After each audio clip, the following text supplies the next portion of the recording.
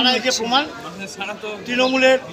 তৃণমূলের বুথ সভাপতি আজকে আমাদের সাথে নির্মল সাহার সাথে এই প্রচারে অংশগ্রহণ করলো।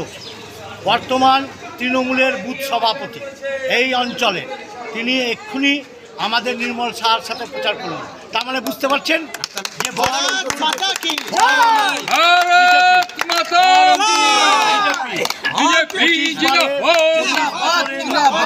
যে তৃণমূলের কোনো ভোট নেই। দুর্নীতি চুরির আখড়া, বোম বারুদের স্তূপে দাঁড়িয়ে আছে গোটা পশ্চিমবঙ্গ।